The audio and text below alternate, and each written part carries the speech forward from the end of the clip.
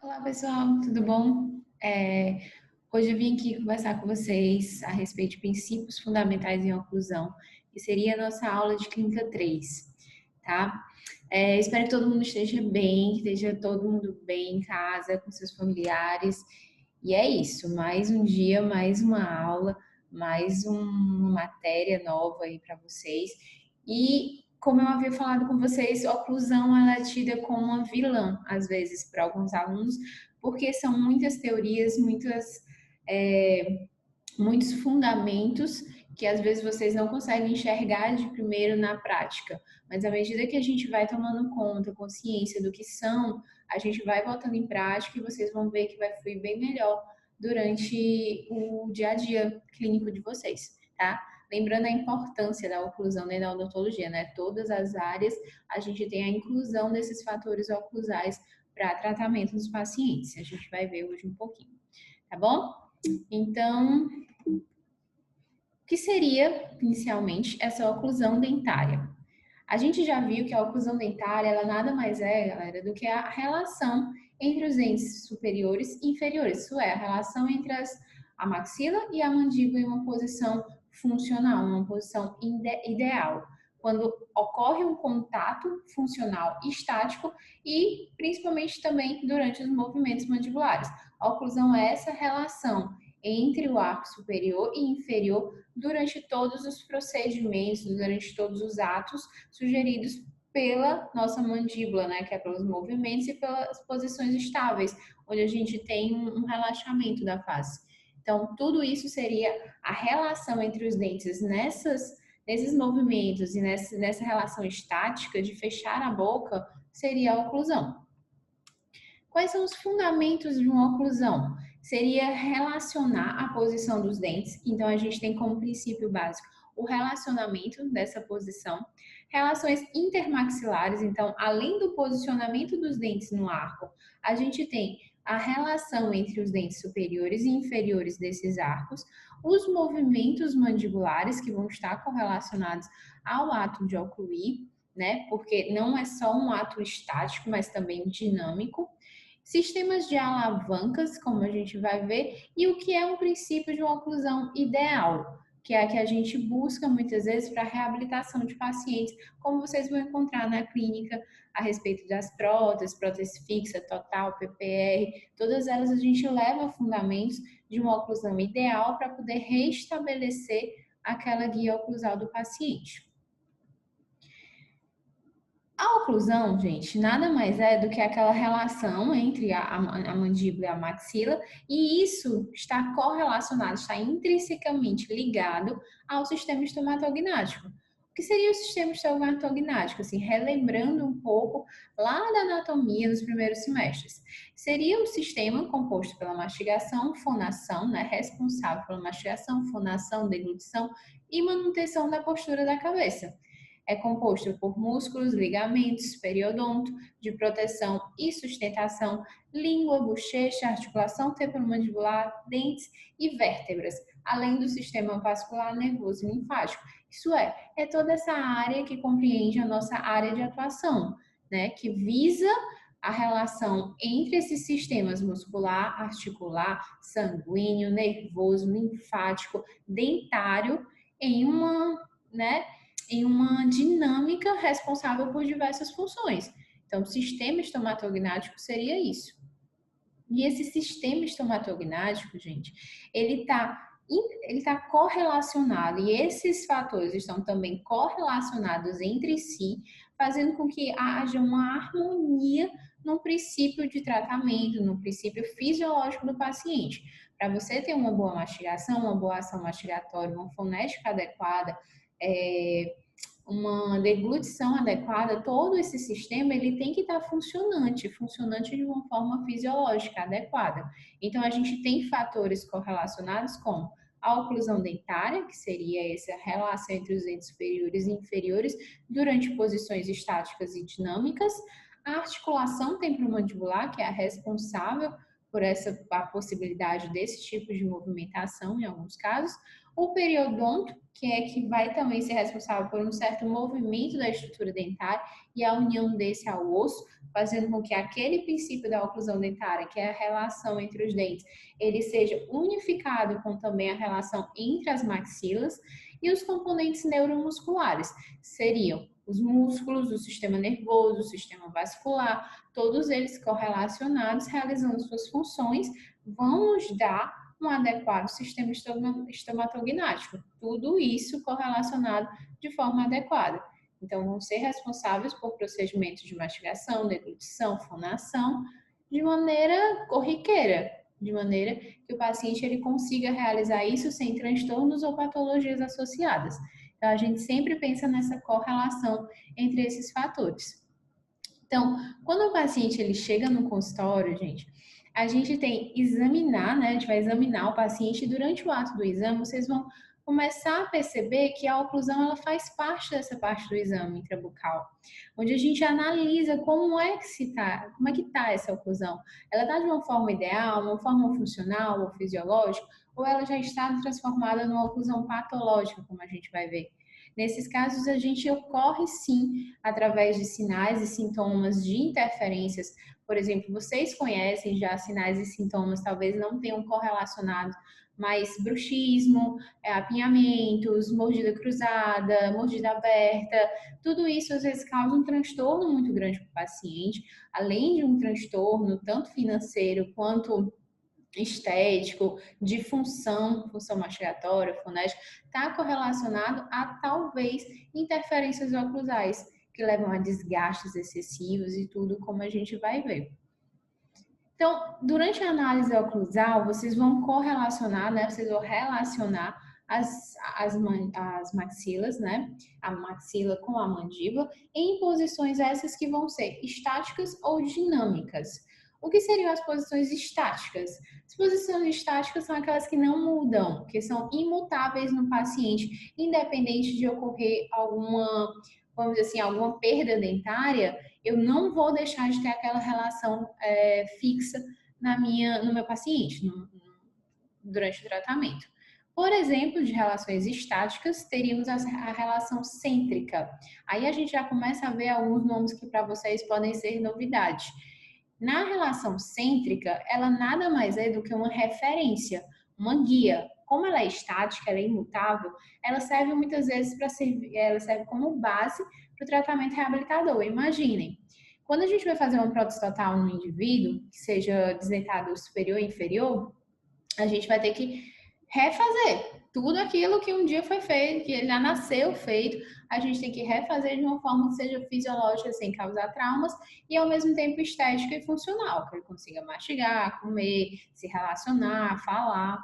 Então, para a gente ter como base a posição que esses dentes vão ficar, porque a gente perdeu qualquer referência. O paciente que chega precisando de 2 próteses totais, ele chega com perda de referência oclusal, muitas vezes dimensão reduzida, como a gente vai ver. O paciente chega assim, sem referência.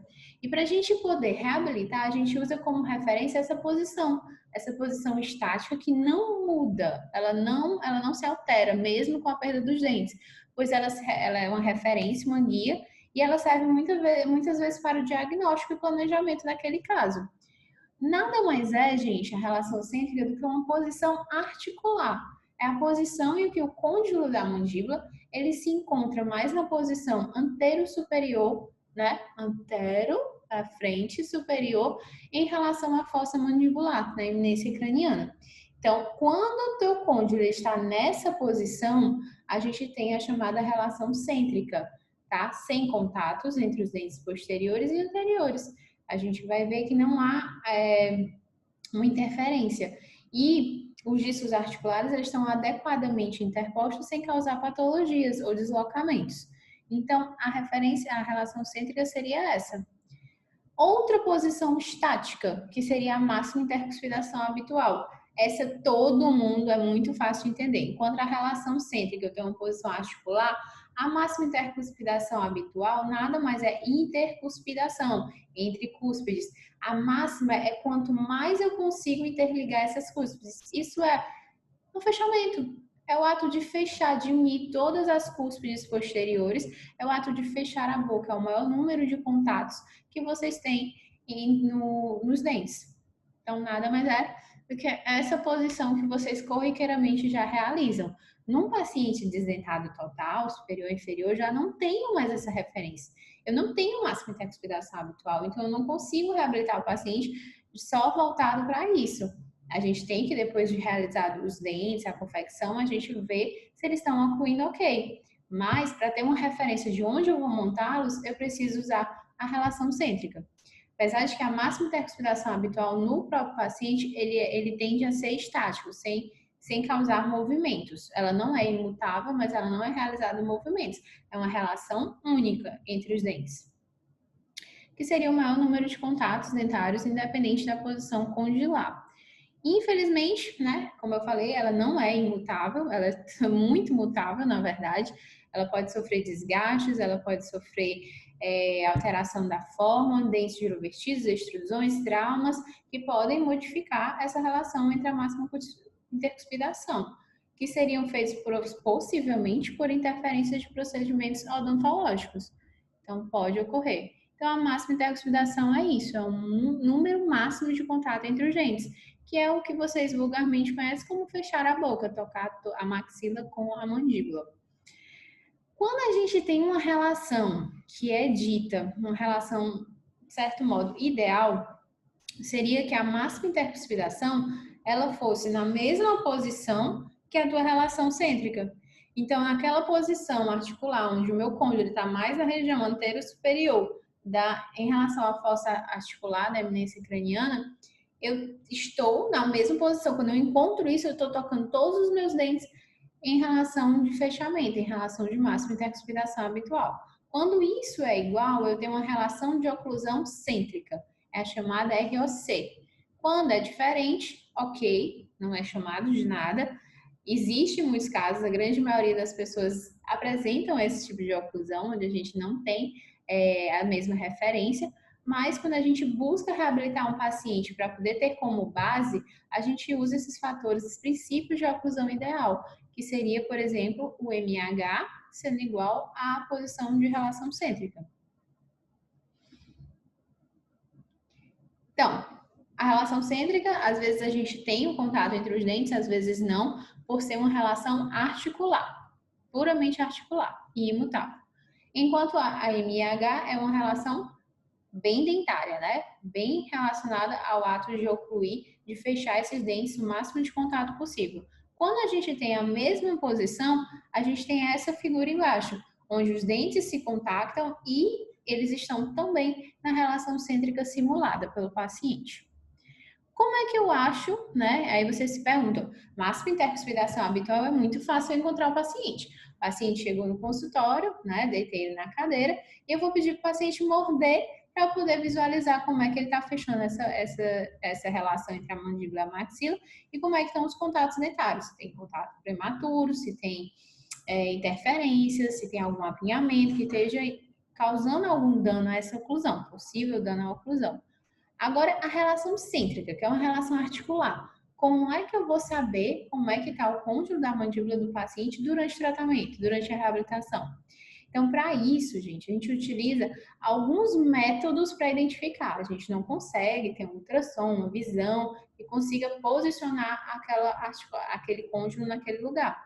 Mas a gente usa de métodos, né, estudados, que seriam, por exemplo, a técnica da manipulação frontal, né, ou bilateral de Dawson, ou a técnica de Humshort, o nome feio, onde você manipula o paciente, você segura o paciente em posição na cadeira pelo mento e você vai manipulando a mandíbula até você encontrar essa posição em relação cêntrica. Você vai jogando a mandíbula, pedindo para o paciente ficar relaxado. Eu não gosto muito de utilizar essa técnica porque toda vez que você pede para o paciente relaxar, mais estressado ele fica. Mas existe essa técnica. Eu gosto muito da técnica quando o paciente possui dente, a utilização do dispositivo de desprogramação oclusal, que seria o JIG, onde a gente manipula um pouquinho de resina acrílica, coloca entre os dentes superiores anteriores, né? Superiores anteriores e inferiores, e pede para o paciente ir mordendo e devagar vai colocando em posição. primeiro contato que ele tem com a resina, a gente pede para o paciente parar e assim a gente encontra a relação central e transfere isso para um articulador semiajustável. Então, muitas vezes a gente utiliza a técnica de manipulação e às vezes a gente usa a técnica de manipulação associada a um GIG e associada, por exemplo, à técnica fisiológica, que seria o ato de deglutir. Estudos mostram que quando o paciente deglute, ele joga a mandíbula mais para trás, fazendo com que o cônjuge ele realize esse movimento, deixando mais na posição antero-superior. Então, assim, não existe um método único, gente. Normalmente, a gente utiliza mais de um método para tentar achar esse posicionamento, retomar esse posicionamento no paciente. E existe esse dispositivo mecânico intra e extraoral, né? Em casos mais complexos, é como se ele desenhasse, ele colocasse a posição em que a mandíbula se encontra durante os movimentos e aí você correlacionasse a posição de relação cêntrica. Eu não utilizo muito, eu vejo isso pouco, eu nunca utilizei, na verdade, e existe na literatura, mas eu realmente não vejo os casos sendo realizados dessa forma, mas como existe, estamos repassando. Em relação às posições estáticas, né? Que ainda não estão em alteração. São os movimentos dados pela lateralidade e protrusão. Nada mais é do que a gente já conversou na aula passada. A lateralidade é o ato de mover a mandíbula para o lado, onde a gente vai ter um lado de trabalho, um lado de balanceio, sendo guiadas esses movimentos ou por um canino ou uma função em grupo. A gente vai relembrar. E a protrusão nada mais é do que jogar a mandíbula para frente para desocluir os dentes posteriores com contato nos dentes anteriores. No movimento de lateralidade, a gente tem esse lado de trabalho, o lado de balanceio, sendo dado por quem? Pela condição do teu ligamento, certo? O tamanho dessa parede mesial da eminência articular e as funções dentárias. Quando a gente joga a mandíbula para o lado, por exemplo, o lado direito, a gente está realizando um trabalho, um movimento para o lado direito. E aí ele vai desocluir esses dentes do lado de balanceio, você não toca os dentes do lado esquerdo e toca um dente do lado direito, que seria uma guia canina, o movimento ele é guiado pelo canino, ou se você tocar o canino e mais dois dentes posteriores, você tem uma função em grupo, tá? Quando você tem um toque em um canino e um toque em um único outro dente, pode ser uma interferência oclusal. Ou quando você tem um toque, por exemplo, no lado de balanceio. Isso também confere uma interferência oclusal, pois não é para ter de jeito nenhum contato no lado de balanceio. A não ser em questões de prótese que a gente vai ter que reabilitar. Até conversei um pouco com vocês a respeito. Prótese total a gente utiliza dessa forma para evitar um movimento de alavanca. Então, a gente sempre tem um lado de trabalho, para onde a mandíbula se movimenta, e um lado de balanceio, que é o lado contraposto a esse movimento. Em relação às oclusões, a gente tem uma oclusão ideal, uma oclusão fisiológica e uma oclusão possivelmente patológica. Na oclusão ideal, gente, a gente tem como referência o quê? A gente usa essa oclusão para referenciar reabilitações orais extensas, como eu já havia comentado, patologias relacionadas à oclusão. Então, se o paciente chega de algum tipo de patologia associado, a gente tende a utilizar a oclusão ideal, os princípios de oclusão ideal, para a gente poder tentar reabilitar o paciente, já que ele perdeu muitas vezes referência e tudo mais.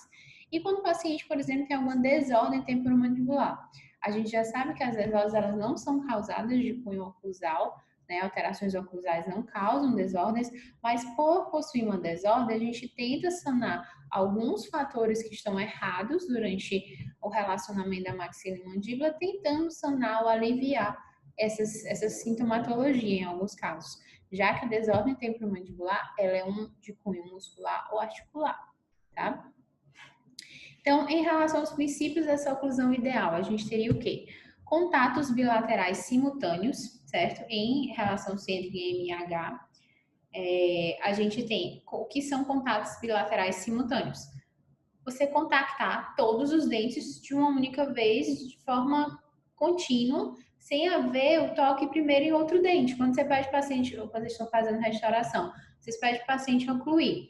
Se ele tá primeiro ocluindo, tá primeiro batendo naquele dente, tá dizendo, tá alto, eu tô sentindo que toca primeiro nele do que nos demais, eu não tenho uma oclusão ideal. Ali eu tenho uma oclusão patológica.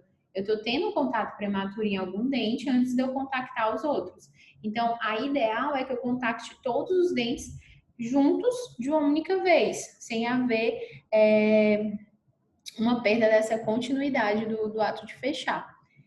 Forças axiais, que são as forças, né, incidentes nos dentes durante os atos mastigatórios, eles têm que ser longitudinais ao longo eixo do dente, né, paralelos a esse longo eixo do dente, sendo então bem distribuídos para o ligamento periodontal e do ligamento periodontal para osso. Quando a gente tem alguma alteração nessas forças axiais devido a contatos, os dentes girovertidos que contactam cúspide de forma errada e acabam causando um excedente de força naquela região, normalmente essa força repassada não vai estar ideal para o ligamento periodontal, o que vai começar a causar danos nessa estrutura juntamente com o osso ao redor. E aí causa aquelas chamadas reabsorções. Guia canina, né, que preferencialmente a gente usa como referência dos movimentos na oclusão ideal, a guia canina, onde a lateralidade ela é guiada pelo canino. A guia anterior, que seria esse ato de protruir, onde os dentes eles teriam esse contato na porção anterior da face e uma desoclusão total dos dentes posteriores, não havendo contato entre esses dentes durante o movimento de protrusão. Não haver interferências e contatos prematuros patológicos, né? Isso é o básico para que haja uma oclusão realmente ideal, saudável, e uma articulação temporomandibular que esteja saudável, sem nenhuma patologia acometida, algum problema de disco, do líquido sinovial, alguma coisa correlacionada, porque isso vai causar alterações. Então, em relação às forças, né, do longo eixo do dente, como eu havia conversado com vocês, essas forças elas têm que passar de uma forma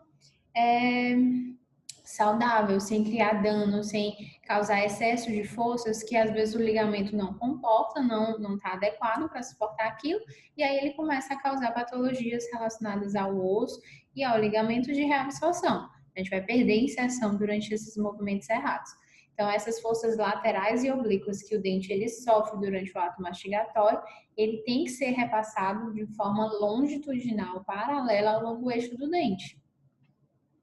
Então, de forma saudável, é isso que a força ela tem que fazer. Se uma cúspide ela estiver posicionada errado, por exemplo, naqueles dentes que tem um pouquinho de apinhamento, ao invés de ocluir, né, a cúspide cêntrica, a cúspide que é responsável pela mastigação no sulco, na fossa central do dente antagonista, ela ocluir na vertente, isso daqui vai estar causando sempre esse movimentozinho de alavanca que o periodonto ele não está apto a suportar em muitas vezes, e aí acontece a reabsorção óssea como resposta patológica desse tecido. Então é isso, os dentes eles têm que ter essa força sendo empreendida na axial e muitas vezes na mesial. Então a gente tem as forças distribuídas no longo eixo do dente e também uma força incidente para o meio da boca para poder aliviar as tensões. Uma coisa que também ajuda muito nesse posicionamento das forças sendo bem distribuídas, além do contato correto entre as porções mastigatórias, as faces oclusais, sem haver contato prematuro nem interferência entre os dentes, seria também essas denominações como as curvaturas da boca. Para a gente ter o contato certo entre todos os dentes, a gente tem que ter, por exemplo, essa curva de Spee. Essa curva de Spee é o contato, né, que ocorre entre os dentes posteriores numa vista lateral. Ela não é reto, como a gente havia falado, ela tem uma certa, vamos dizer assim, ela tem uma certa convexidade, é uma curvatura não é muito acentuada em muitos casos, ela é bem leve, mas ela não é reto, fazendo com que os dentes eles possam ocluir de forma correta.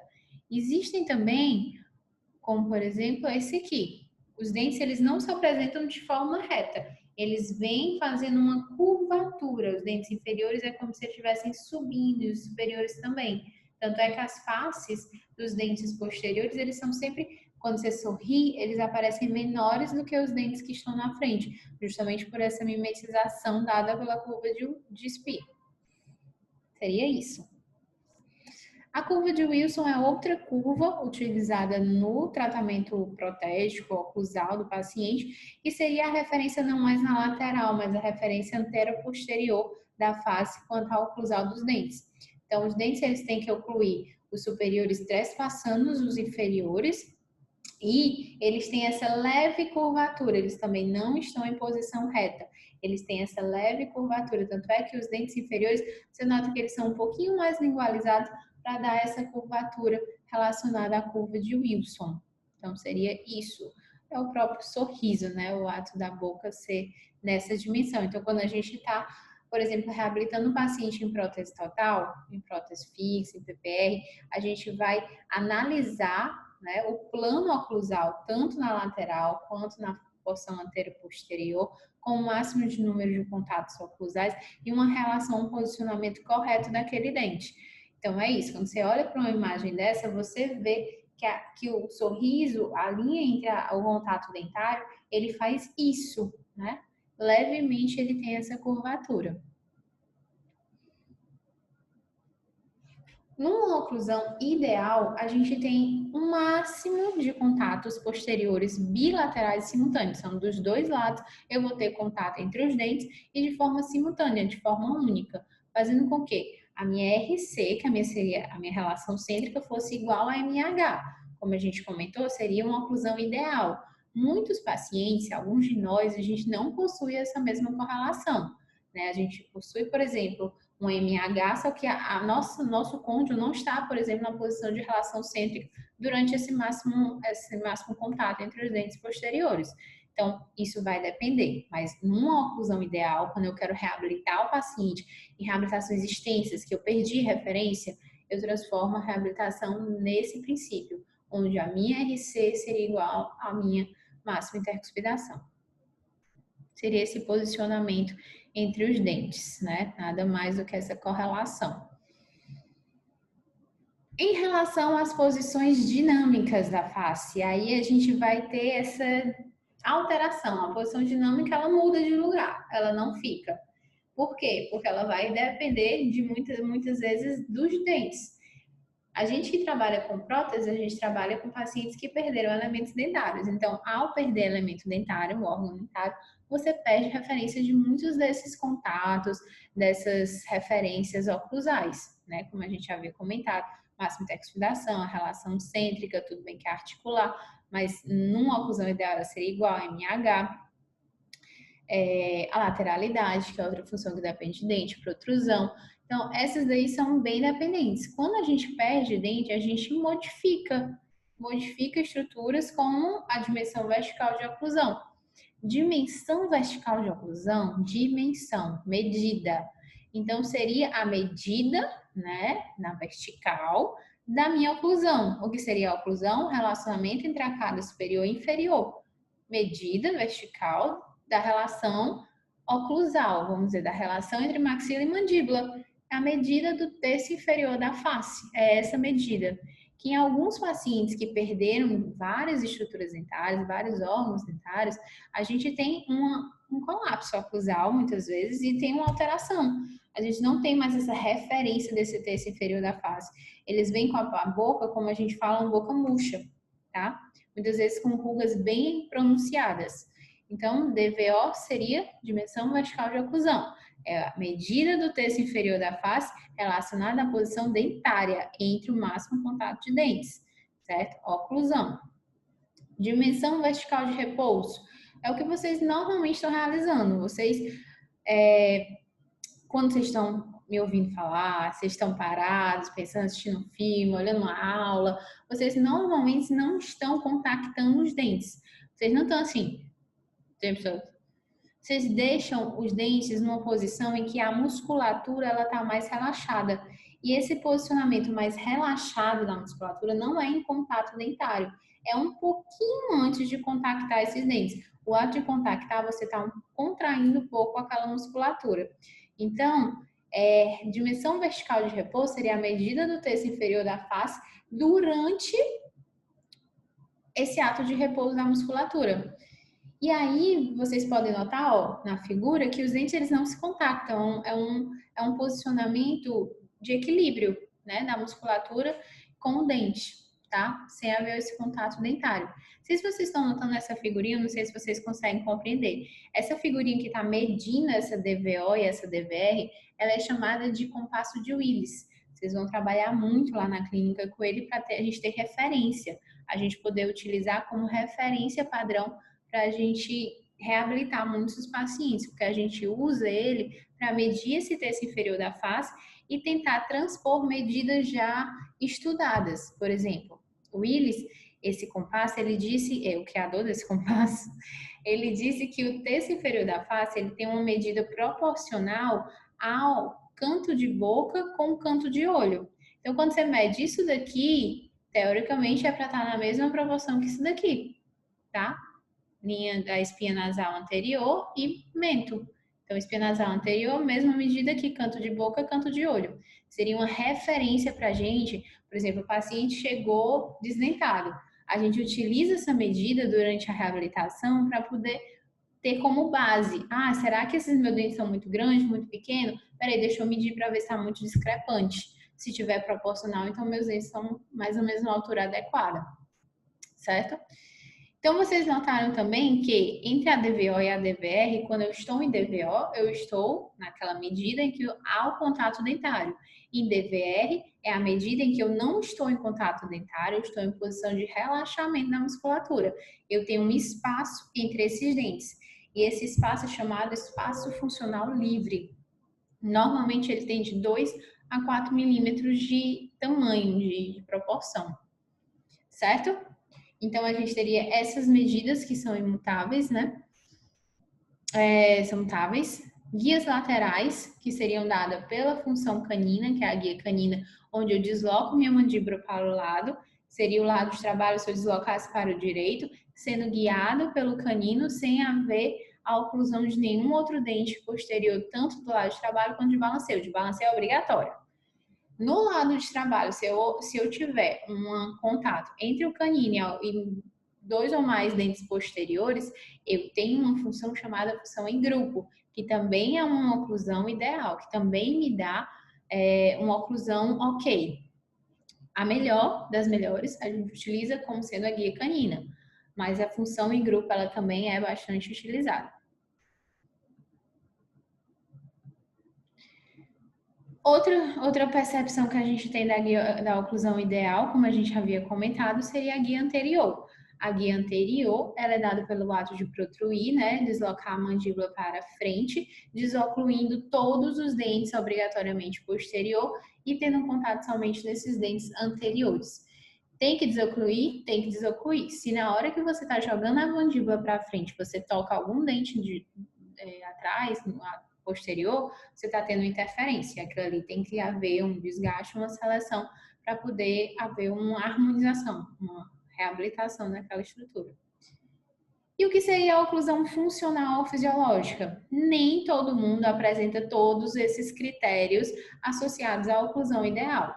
Nem todo mundo tem uma relação de oclusão cêntrica, que seria a MH igual a RC. Nem todo mundo possui guia canina ou guia anterior sem interferências. Nem todo mundo tem essa distribuição de forças ok, nem todo mundo tem uma proporção entre as dimensões da face. Então, a gente muitas vezes não tem aqueles princípios de oclusão ideal, mas a nossa oclusão ela não está causando problema, ela não está causando interferência, ela não está causando desgaste, ela não está causando patologias associadas à má oclusão. Então, se a gente não tem patologia, é chamada oclusão funcional ou oclusão fisiológica. É fisiológica. Para mim, aquela oclusão funciona e eu não tenho nenhum dano associado àquela oclusão. A partir do momento que tem um dano associado àquela má oclusão, aquela oclusão alterada em relação à ideal, aí sim eu vou ter que interferir, eu vou ter que agir. Então, nesse caso da oclusão funcional ou fisiológica, eu não preciso. No caso da oclusão patológica, a gente tem os chamados contato prematuro. Entre o contato prematuro, a gente normalmente tem um obstáculo, né? Do ato de fechar a boca ou durante os movimentos excursivos, de lateralidade, protrusão. Então, quando a gente está fechando ou movimentando a mandíbula, a gente pode contactar primeiramente um dente, o que é errado. Lembrem que a gente tem que contactar todos os dentes simultaneamente. Então, 90% dos casos não há desenvolvimento de patologias em caso de contato prematuro. Às vezes você tem um contato prematuro, mas você não tem dor associada, você não tem desgaste desse dente, você não tem recessão gengival, você não tem reabsorção óssea ou mobilidade dentária. Então, é um contato prematuro que existe em você, mas não tem um problema associado. Você não tem uma oclusão ideal, mas você tem uma oclusão fisiológica, com uma certa má oclusão associada. Então, normalmente, quais são as causas do contato prematuro? Pode ser natural, o paciente tem giroversões, tem apinhamentos, então são dentes que estão em posição errada no arco e que vão causar um contato errado durante esses atos de fechar a mandíbula ou de movimentar durante a mastigação. Pode ser adquirido através de restaurações, por exemplo, você restaurou um dente e aquele dente ficou um pouco mais alto, aquela resina ficou em excesso naquela região, então vai ter um contato prematuro naquele dente, que pode se tornar patológico. Enquanto não for patológico, né, teoricamente, é um contato fisiológico. E disfuncionais, que aí estão relacionadas à musculatura e articulação. As interferências oclusais, aí não. A interferência oclusal é quando eu causo patologia. Eu tenho um contato entre os dentes que estão causando trauma. Aquele meu contato, que seria, por exemplo, como se fosse um contato prematuro, um contato errado da oclusão, ele está causando traumas que podem ser primários ou secundários.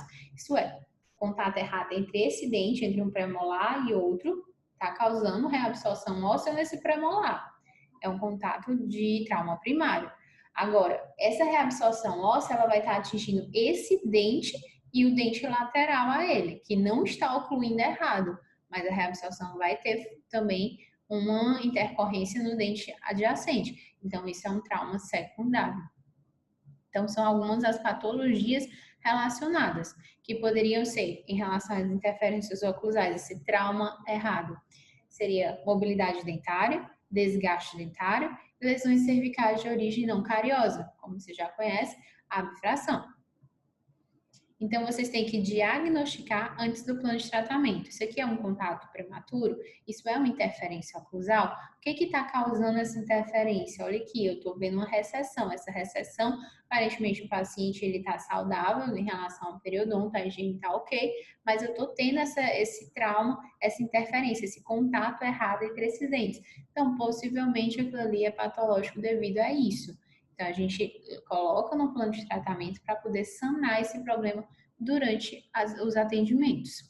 Então, mobilidade dentária, gente, pode ter certeza, a gente vai ter muita mobilidade dentária associada a interferências oclusais, principalmente quando o paciente começa a perder muito dente, eles perdem referência de posição. Então, os dentes, vocês sabem que eles vão em busca de contatos. Paciente que perdeu o dente, o primeiro molar inferior, o primeiro molar superior normalmente tende a instruir em busca dele. Quando tem várias perdas dentárias, o paciente normalmente ele perde uma referência tão grande que ele começa a vestibularizar esses dentes anteriores, que é a chamada posição em leque, tá? E aí vai causando trauma entre esses dentes e levando a mobilidades. Desgaste dentário generalizado ou patológico seria outra causa além da mobilidade dentária em relação às interferências oclusais. A gente vê aí fotos de paciente com bruxismo esses chegando a ser bem severos, como no caso da foto à esquerda. A gente tem perda de dimensão vertical, com certeza, nesse paciente, teolapso oclusal, onde a gente vai ter que reabilitar de forma provisória para depois conseguir uma altura, né, novamente uma dimensão desse paciente que a gente possa colocar dentes. Vocês veem que nesse lateral, no 22, a gente não consegue colocar um dente, uma coroa, porque não tem espaço entre ele e o canino, né? No caso, já que ele tem esses diastemas também associados. Então, muitas vezes, como eu falei, verificar a necessidade de reestabelecer, né? Refazer essa dimensão vertical de oclusão, que seria a medida que vai dar referência a altura do terço da nossa face inferior.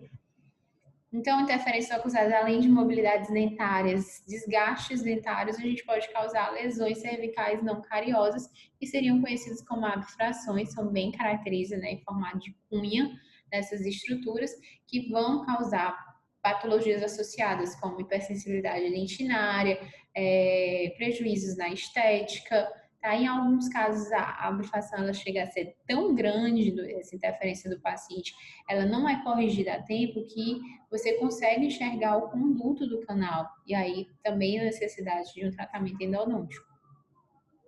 Então, como, vamos dizer assim, trabalhinho, não é nem trabalhinho, mas após essa aula eu queria que vocês dessem uma estudada um pouquinho a respeito desses temas, porque aí, durante a aula, no dia, né, ao vivo, a gente vai comentar, vai tirar dúvidas novamente e vai poder falar um pouquinho sobre essas maloclusões referenciadas. Então, procurem saber o que é uma sobremordida, mordida cruzada, mordida aberta, apinhamento, giroversões, o que são essas funções que eu já falei.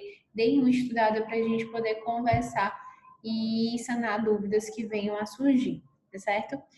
Fica aqui meu agradecimento, muito obrigada mais uma vez. Fiquem em casa durante esse período, eu sei que é um período que a gente está passando por muita ansiedade, muita coisa diferente, mas a gente está tentando sanar da melhor maneira possível, a gente está com vocês. E, como eu falei já diversas vezes, estou à disposição, pode falar no WhatsApp, por e-mail, por todas as vias de comunicações necessárias, sem ser ao vivo, e aí a gente vai sanando, vai se ajudando, tá bom? Beijo, pessoal.